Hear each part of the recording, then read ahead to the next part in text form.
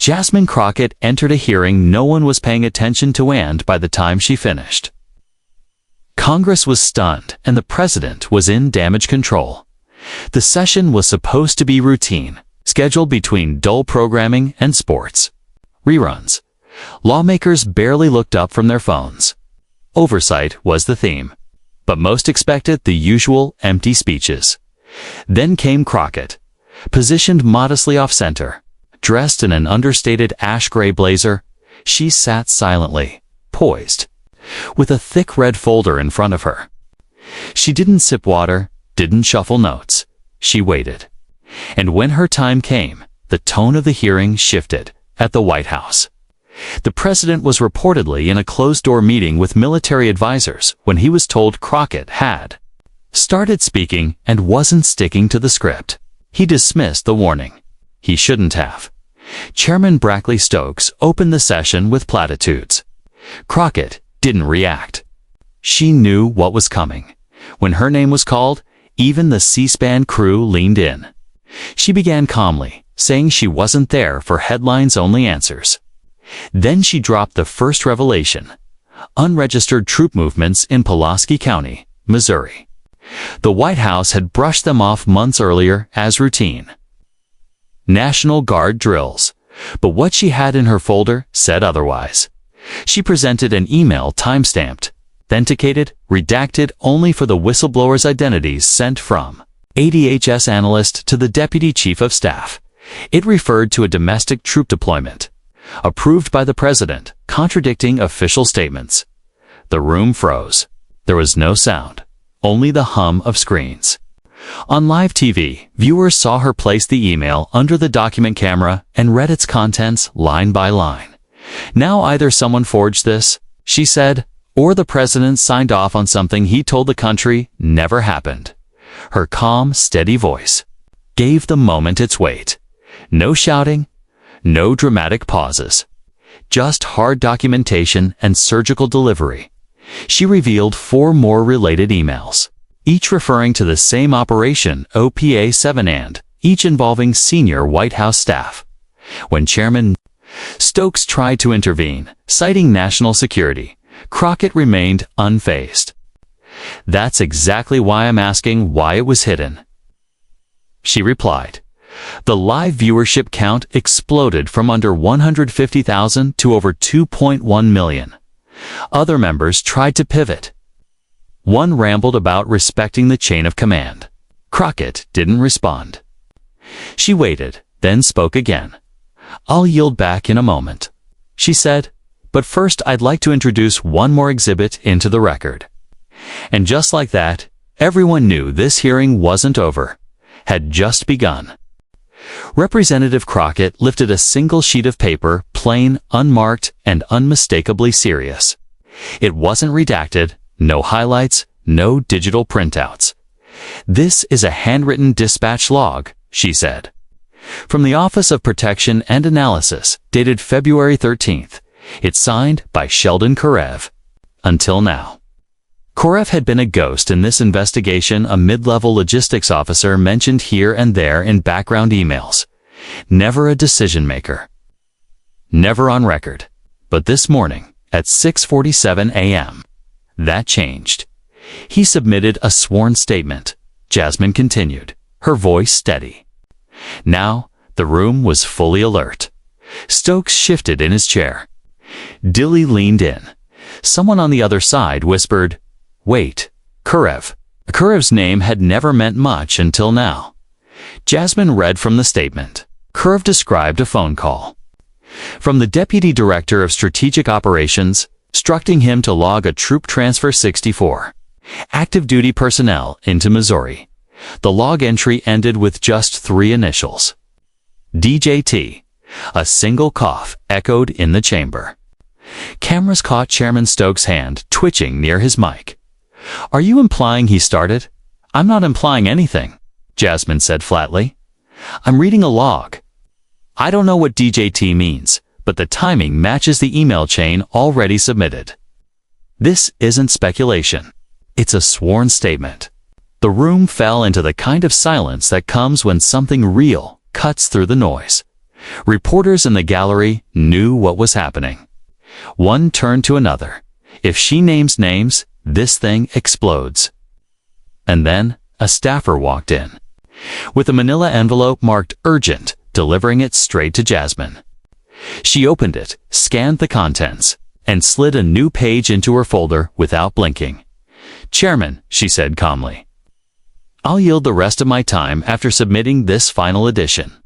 She read directly from Karev's supplemental.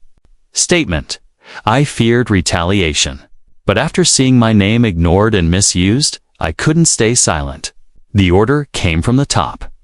"I was told this was classified for optics only, not for actual threat assessment. We weren't responding to danger, we were staging a show of strength. I was told he wants boots on the ground before the Missouri primary." "Show them. We're serious." Stokes jumped in. "That statement is not verified." Jasmine didn't flinch. "It was signed under federal counsel this morning and submitted through legal channels. If you doubt it, subpoena him. I encourage it." That word subpoena rang louder than anything else that day. At the White House, aides were scrambling. Karev's file was being pulled. Favors were being called in. Names were being checked. The president hadn't spoken yet, but insiders said he already had 3 Truth Social posts drafted, each one more frantic than the last. When Jasmine finished, the room didn't move. Even the chairman hesitated, unwilling to voice the question everyone was thinking. But Jasmine didn't wait. She tapped her stack of papers softly, deliberately. A subtle reminder she wasn't done. Looking directly at Chairman Stokes, she said, "Mr. Chairman, I request screen share access for the exhibits I've just entered into the record. These are unclassified and directly relevant." Stokes hesitated. Cameras caught his glance toward legal counsel, then back at her. He didn't want a public debate. "Granted," he said. A monitor lit up behind her. On it, a scanned White House email appeared. Subject line: "Re-final approval for Show of Force Initiative, Mo Region." Dated February 10th, sent to Calvin M. Behringer, Deputy Director of Domestic Ops, CC. 2 senior White House advisors and a communications strategist. Jasmine didn't summarize. She read it out loud. "Per POTUS directive, proceed with soft stage troop visibility in identified rural zones. No media coordination. Presence should suggest readiness. POTUS wants to avoid optics of federal overreach, so branding must appear localized. State coordination not required. Messaging will be handled in-house." And again, she let it sit. Number: commentary. No raised voice, just the kind of silence that says everything. "Ladies and gentlemen," Jasmine began, turning slightly to face the room, "we were told this never happened. That the rumors were online hoaxes, conspiracy nonsense spun by fringe accounts on social media." She held up the document. "But here it is, dated, time-stamped, and verified. A directive explicitly outlining a staged military presence on domestic soil. In an election year." The words landed hard. Committee members from both sides shifted uneasily. Representative Lorna Bexley, a typically reserved moderate from Kansas, leaned forward with her hand half covering her mouth. She hadn't spoken once during the session, but now her eyes were locked on the screen. Jasmine clicked to the next exhibit. The new email was sharper in tone. "Need local footage of troops on backroads. Don't send press. Just seed it through. Facebook groups. Coordinate with digital team to spin as grassroots concern. Do not mention POTUS involvement." The timestamp revealed it had been sent just hours after the first email from the same office, to the same recipients. The pattern was unmistakable. This wasn't just about deploying troops. It was about controlling the perception of that deployment, bypassing the press, bypassing state governors, bypassing public accountability. Representative Dilley attempted to intervene. Representative Crockett, let's not speculate on motive. I'm not, she interrupted, calm but firm. The motive is on the screen. She advanced to a third slide. Subject, Mo primary prep ops. Final it included an attachment drone photos of military trucks staged near a church parking lot in Crocker, Missouri. These images were captured 3 days before the deployment that supposedly never happened. She said, the photographer, a contractor hired through a federal liaison, not local press. Every detail was deliberate. Every angle, every document. And now millions of Americans were watching it unfold in real time at the White House. Panic had set in. A senior legal advisor reportedly muttered, if these emails are legit, we've got a classification breach. But another aide corrected him flatly. No breach. None of this was classified. That's the problem. They were reckless enough to send it all unsecured. Back in the hearing room, Jasmine paused and gathered herself. I've spent 6 weeks following these threads, she said, and I'm not done. Because when a government begins manipulating images of strength without justification, the people have every right to ask, strength against who? She didn't need to shout. The silence afterward was enough. Across Twitter and newsrooms, her final phrase had already gone viral. Strength against who? Chairman Stokes looked rattled, pale. He didn't offer remarks, just signaled for a recess. But Jasmine didn't move. She remained still, almost too still, considering what she'd just delivered. Recess wouldn't help them. Not this time. Because what was coming next would eclipse everything as the room cleared. Lawmakers disappeared into side halls, ducking reporters. Staffers whispered and texted furiously. Phones lit up across the chamber, but Jasmine remained at the table, marking her binder calmly, still focused. She wasn't preparing. She already knew what came next. When the hearing resumed, the atmosphere had shifted. It hadn't lightened. It had solidified, tight and charged. Chairman Stokes cleared his throat. Representative Crockett, you've made serious claims. You have direct evidence of this deployment? She met his eyes. Yes. No one moved. May I proceed? He didn't speak. Just nodded. Jasmine opened a new folder. This is the official manifest of unit. Bravo 19 from the 3rd Tactical Response Division. 46 personnel. For unmarked transport vehicles. Mobilized at 0400 hours on February 14th. Destination, Pulaski County, Missouri. She handed the document to the clerk. It bore a Department of Defense approval stamp. She leaned in to her mic.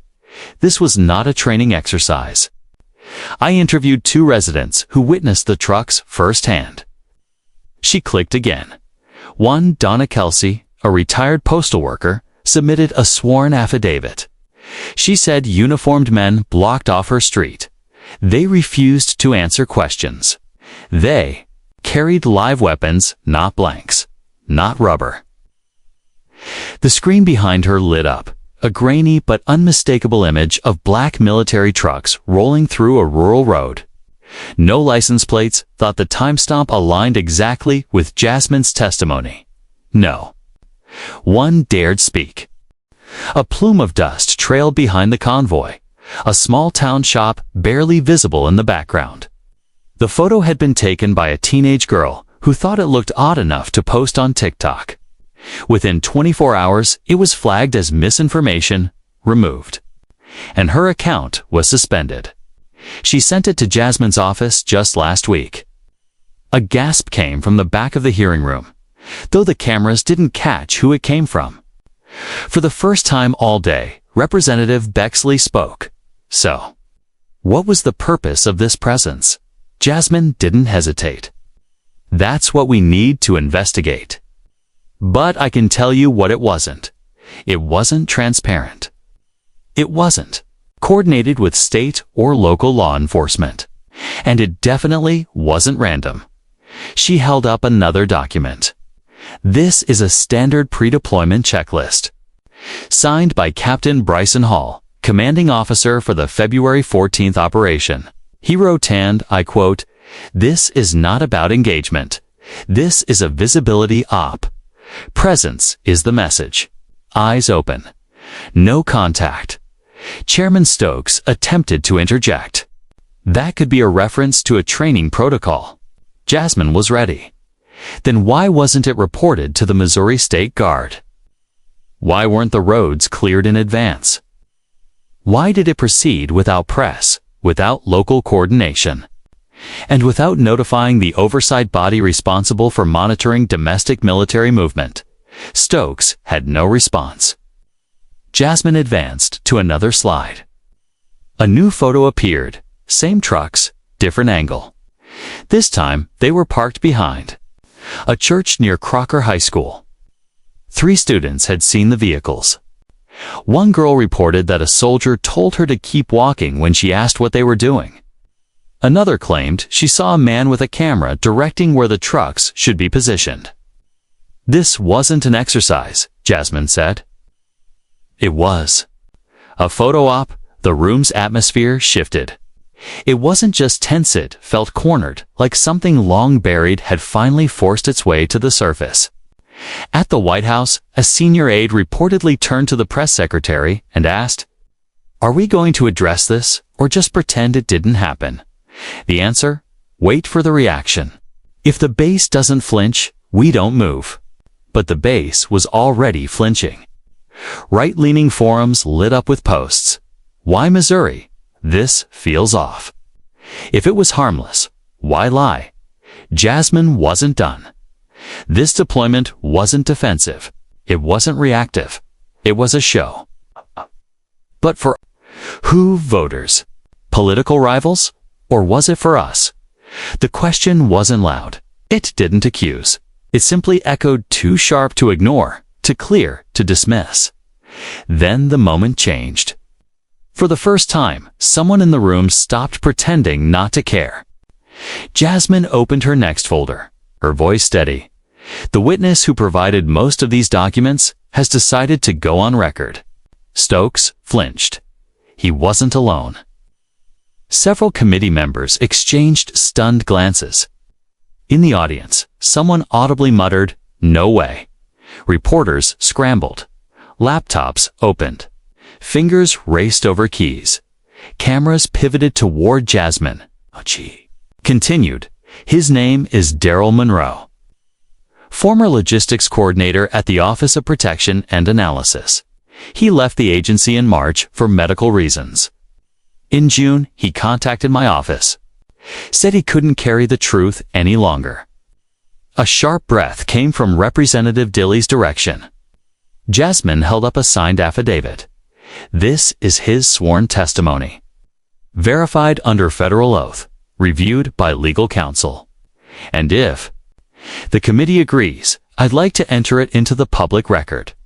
Stokes hesitated. Has this witness been vetted by our legal staff? Jasmine didn't blink. Yes, 3 times. And your office has had this statement for 5 days. The silence that followed said everything. Stokes had no defense. He hadn't expected her to say it aloud. She pressed on. Daryl Monroe was in the room when the deployment directive was drafted. He was on the call when the final staging plan was approved. And he personally watched the communications team craft the White House denial, what was later issued under the title Baseless Social Media Rumors. She clicked to the next slide. The first page of Monroe's affidavit appeared on the screen. In sharp, organized paragraphs, he laid out the timeline, the approvals, the interagency coordination, and for the first time, the true intent behind the deployment. The goal was never security. It was optics. We were told the president wanted Missouri voters to feel like they were being watched, that it would deter disruptions and elevate the state's sense of importance. I objected. I was told to stay in my lane. Representative Bexley looked visibly shaken. He's saying this was political intimidation. Jasmine looked straight at her. That's what he's saying. I'm saying that if we don't investigate, we're complicit. Murmurs spread across the chamber. No longer whispers now. Open, urgent noise. And then a man walked into the room. Tall, thin, wearing a gray button-up black slacks and glasses. No smile. A woman followed, holding a binder and speaking into a Bluetooth earpiece. Jasmine turned toward the chairman. "Daryl Monroe has agreed to testify," she said. "He's here now. And he's ready to speak." Cameras swung toward the door. It was rare, almost unheard of, for a whistleblower to appear in person, unannounced during an active hearing. But there he was. And the room was no longer in control. He walked in quietly, past the cameras and reporters, and took his seat at the witness table as if he weren't about to set off a national firestorm. Chairman Stokes didn't stop him. He just looked like a man who knew the tide had already turned. Monroe leaned toward the mic, voice low but steady. "I worked in federal operations for 9 years. I've never done anything like this before," he began. "I didn't want to, but this wasn't a misstep. It was a deception. We didn't just lie to cover mistakes, we lied to control people." He glanced at the notes in front of him. "I was on the internal call when Deputy Director Behringer said, 'This Missouri thing needs to look organic. No helmets, no rifles, just uniforms. It has to say the president is watching.' It wasn't about safety. It was about influence." That sentence landed hard. The chamber fell completely silent. Eyes locked on him. No one moved. Jasmine leaned forward. "Mr. Monroe, are you afraid of retaliation?" "Yes," he said without hesitation. "And yet you're here?" "I'm tired. I've got 2 sons, one in college, one in high school. I can't tell them to speak up if I don't." The weight of that response rippled beyond the room. Millions watching felt it. Then he reached into his bag and passed Jasmine a flash drive. No drama, just a quiet handoff. But it wasn't just any flash drive. It was a turning point. "Mr. Monroe submitted this under secure chain of custody," Jasmine said, holding it up. "It contains time-stamped recordings of internal Zoom briefings, including one on February 11th involving White House and OPA staff." Chairman Stokes shifted in his seat, hand moving toward his mic, then stopping short. Everyone knew what was coming. "I'd like to play a short excerpt," Jasmine said. "It's 38 seconds. Her staff plugged it in. The screen came alive. The audio was rough, unedited, exactly the kind of clip not meant for public ears. A voice, later confirmed to be Deputy Director Behringer. So the trucks roll early on the 14th. No fanfare, no signage, just presence. POTUS wants visible boots. In Zono headlines, tell locals it's routine. If pushback comes, we'll call it miscommunication. Just make sure he sees the footage." Just words. But they pulled the air out of the room. Stokes slammed the gavel. That audio was not cleared for public release. It was reviewed and cleared by legal staff on both sides of this committee. Jasmine responded without blinking. "You had the file for 48 hours. "I wasn't told the specific content," Stokes snapped.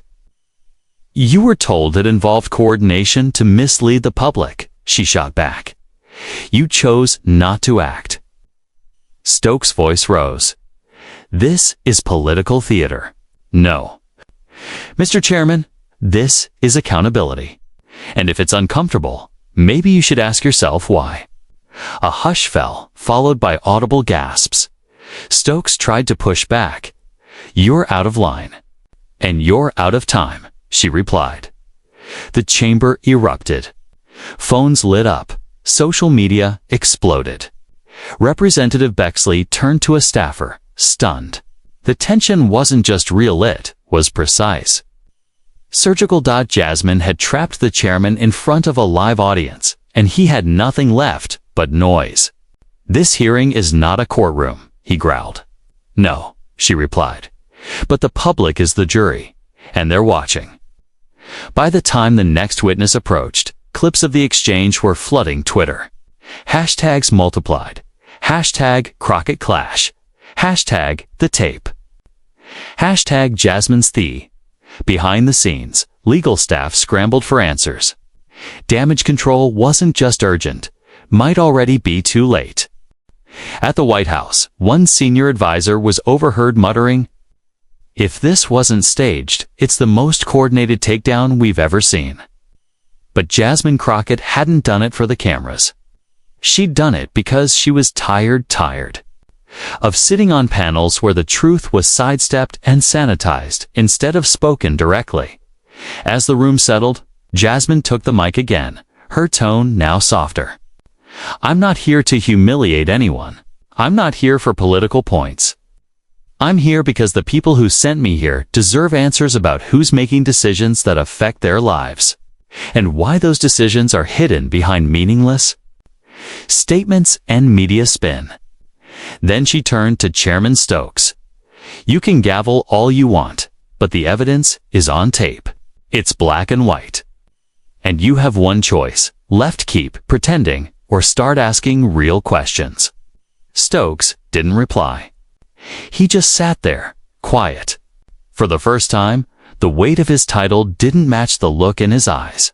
He seemed smaller, unsure what Jasmine dropped next wasn't just a curtain puller, it shattered the whole stage. Back at the White House, silence had turned to chaos. The clip of Deputy Director Behringer's voice was like a bombshell. Phones rang non-stop in the West Wing. The Situation Room was still but not calm. No one knew what to say. In the president's private dining room just off the Oval Office, a TV played the hearing with a short delay. Trump watched, arms crossed, face flushed not from anger, but disbelief. She wasn't supposed to have that tape, he said, flat and cold, as though a pact had been broken. An aide stepped forward. "Sir, it looks like the leak was internal. They've identified the whistleblower as I don't care what he's calling himself," Trump cut in. "Why didn't we shut this down before it got to the floor? Where was oversight?" No one answered. Another aide offered, "We could still get ahead of it. Maybe issue a statement," but Trump wasn't listening. He was on his phone. A draft post on Truth Social already blinked on screen. Lying Democrat witch hunt. Then he paused. Nothing burger. Another fake scandal from crooked radicals trying to control the narrative. He hit send. Advisors scrambled. A legal counsel pleaded, "Sir, please take it down. This is active testimonier commenting on a live hearing." He turned to her, voice sharp. "Do you think they're playing by the rules? That woman just played military tape on live TV, and no one stopped her. It wasn't classified," she said quietly. He stared her down like a threat. Meanwhile, in the press briefing room, reporters were already pelting the press secretary with questions.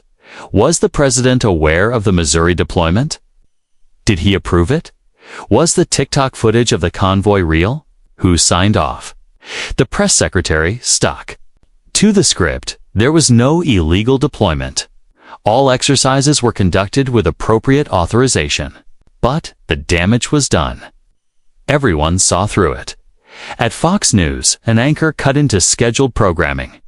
"We're getting word that former logistics officer Darrell Monroe has gone public with documentation that may contradict the administration's version of events." CNN followed within minutes. Crockett hearing explodes. White House on defense. Even typically friendly conservative commentators hesitated. On a Phoenix AM radio station, one caller asked a question that echoed across the nation. "Why would you stage troops in small towns during an election year, lest you wanted to scare people?" But the real breaking point inside the West Wing came when Jasmine's words echoed once more from the screen. "The people who sent me here deserve to know who's making decisions about their lives and why those decisions are being hidden." Trump threw his remote. It hit the wall, leaving a black mark. He turned to his comms director. "Give me something. A distraction. A counterstory. I don't care what. I want the cameras off her by noon tomorrow." but it was far too late. Across social media, #CrockettTruth trended. So did your out of time. Teenagers remixed her line over trap beats on TikTok like it was a diss track. Instagram Reels, X threads, and Facebook posts spread like wildfire. Pundits were stunned. Some called it the most surgical public takedown since Watergate. Others called it luck. But those who'd been paying attention knew Jasmine had been planning this quietly, precisely, piece by piece. She knew the pushback would come. She just didn't care. Because when truth finally lands, it doesn't need applause, just needs clarity. But what no one saw coming was what the public did next. It wasn't just journalists or political junkies talking anymore. It was school teachers in Ohio, nurses in California, factory workers in Michigan, union leaders in Kansas. People who don't normally care about congressional hearings were watching, and they weren't replaying the shouting. They were replaying the calm. The way Jasmine looked power in the eye and said, "You're out of time." It didn't just land as a line. It landed as a warning, one that millions had been waiting years to hear. Jasmine's voice echoed over gospel harmonies, intercut with protest scenes and stark black and white images of voters waiting in line. Young creators began looping her quotes with footage of civil rights marches, clips of working-class families, and military homes. There wasn't a central message, but the emotion behind every remix was unmistakable. Finally, someone was holding power accountable. Within half a day, the #CrockettTruth had been tweeted over 4.2 million times. A retired teacher in Topeka wrote, "I never cared about these hearings, but that woman. That's who I want fighting for my grandkids." A trucker in Boise posted, "I'm not political, but I watched that live. She brought facts. She didn't yell. She just laid it out." That's leadership. Even among conservatives, reactions were split. Some said she went too far. Others more quietly admitted she hadn't lied. That night, on a Baltimore podcast, two former Republican strategists debated whether it would last. One dismissed it as a moment. The other wasn't so sure. "This felt different," he said. She didn't just go viral, she made people feel like someone finally ripped the curtain down. That's what unsettled the establishment most. The public wasn't just watching anymore, they were digging. Photos of military vehicles spotted in Missouri back in February resurfaced online. Locals chimed in across TikTok. A pastor from Pulaski County went live on Facebook, describing how soldiers outside his church refused to say who they were with. "I thought it was a drill," he said. But drills don't hide from cameras. By morning, every major news outlet had boots on the ground in Missouri. Jasmine, meanwhile, said nothing. No statements, no tweets, no interviews. Her silence only amplified the moment, and the less she spoke, the louder it all became. At the Capitol, lawmakers scrambled to manage the fallout. Chairman Stokes's office released a vague statement. Representative Crockett's presentation raised important questions. "We'll continue reviewing all relevant documentation." It rang hollow. In Crockett's office, over 15,000 emails poured in within 24 hours. Most were supportive. Some asked for the full evidence. Others offered sightings and stories that had once seemed like rumors, but now felt like warnings. Carla Amundsen, Jasmine's chief of staff, sat hunched over her laptop, eyes bloodshot, scanning threads of messages from whistleblowers and constituents. Jasmine, barefoot with her blazer draped over the chair, finally looked up. "It's not about me," she said softly. "It's about what people already know deep down, but couldn't prove. We gave them the proof." Carla blinked. "You think they'll try to shut it down?" Jasmine didn't answer right away. She stared at the wall for a beat, then leaned back. "They're going to try. But now the public's watching. That changes everything." As momentum surged in the streets and on social media, backlash brewed behind closed doors. The tone in Washington shifted by morning: less panic, more precision. Controlled chaos, phones buzzing, voices lowered. Inside the Department of Justice, two mid-level prosecutors quietly flagged the Missouri timeline for review. A leaked memo showed one had already requested satellite images to verify military movement logs. Nothing public, not yet. But the wheels had started to turn. Capitol Hill swirled with rumors of a second hearing, of emergency sessions, of names on a new subpoena list. Jasmine's name was everywhere, though rarely spoken aloud.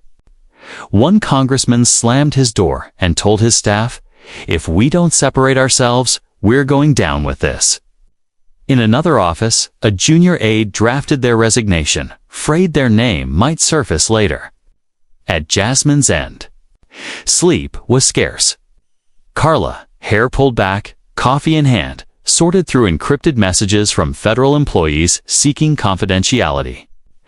3 new whistleblowers, one from DHS, one from the Department of Defense, another from Digital Communications, each with a different piece of the puzzle.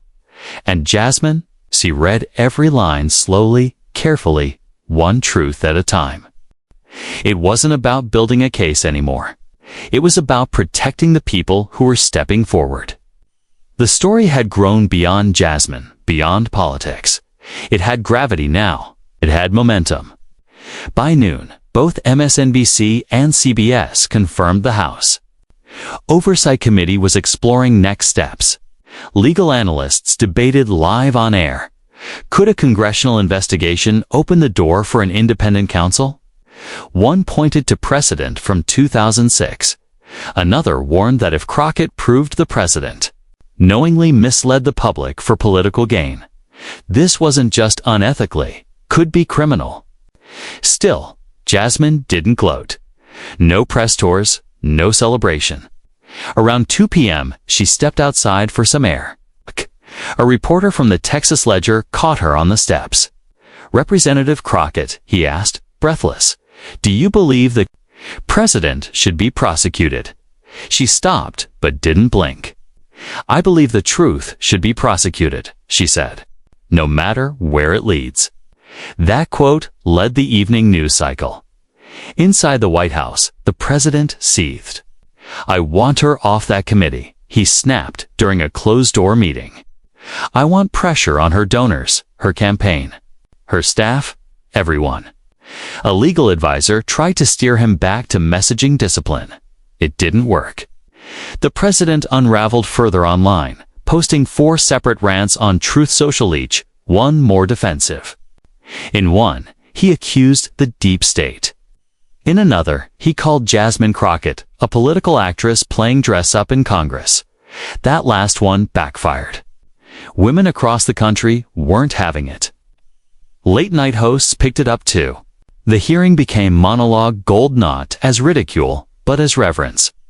She brought more documentation than people bring to a mortgage lender, one host joked. The audience erupted. Even local media caught on. Small-town op-eds read, "Why? This hearing matters in Middle America, and this isn't about party, it's about truth." But with visibility came risk. Carla, Jasmine's chief of staff, got a voicemail that said, "Only, she doesn't know what she started." Another team member's inbox flooded with veiled threats disguised as criticism. Jasmine was used to pressure, not fear. Still, she stood firm. That evening, she addressed her team. "We don't play defense," she said. "We protect the people who are coming forward. That's the priority. If anyone gets hurt over this, it all loses meaning." No one disagreed.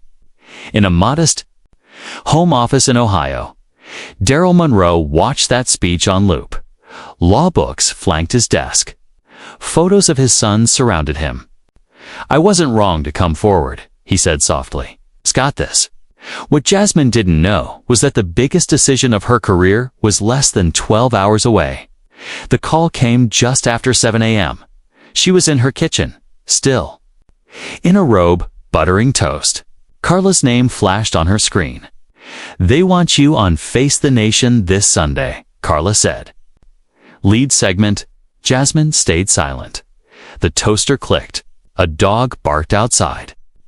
"They're framing it as a debate," Carla added. "You and Senator Blakemore. He's already spinning this as partisan chaos, says you're just grandstanding." Jasmine wiped her hands on a napkin. It was never about profile. Carla already knew that. They all did. But DC had a way of twisting conviction into ambition. Later that morning, Jasmine met with her core team. 3 folders sat on the table: media strategy, security brief, and one unlabeled with a yellow sticky note. Personal. She ignored the first 2 and opened the third. Inside was a handwritten letter with no return address. "My father served. I did too. We believed the military should never be used to scare our own. What you did gave us back something we thought we'd lost: honesty. Thank you." Jasmine closed the folder slowly. "Blakemore thinks I care what he thinks," she said finally. "I don't." "They're baiting you," Carla warned. "It's trying to turn this into a shouting match. I won't take it." Jasmine replied, "Not the bait, not the angle." Then she added, more quietly, "People think I want legacy, but I want something simpler. I want people to stop thinking they're crazy when they say, 'This doesn't feel right.' I want to give language to what they already know in their gut." The room stayed still. Koma tabana. Outside, DC hummed longhorns.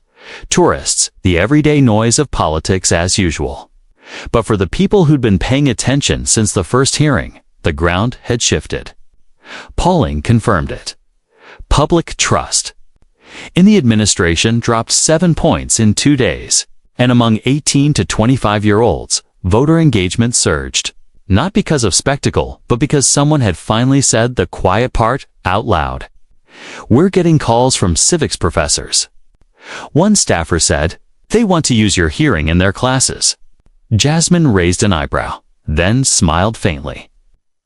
Better than a TikTok remix. That night, she sat wrapped in a blanket on her apartment rooftop. No cameras, no noise. Just the hum of a city trying to pretend everything was fine, she thought. About what was ahead: hearings, subpoenas, media spin. They might strip her from committees, dig through her records, tarnish her name, but something had already broken loose. Something she couldn't walk away from. Once people realize they've been gaslit, she whispered, "You can't re-blindfold them. Don't forget why you started this." Above her, the stars blinked. Below, headlights passed.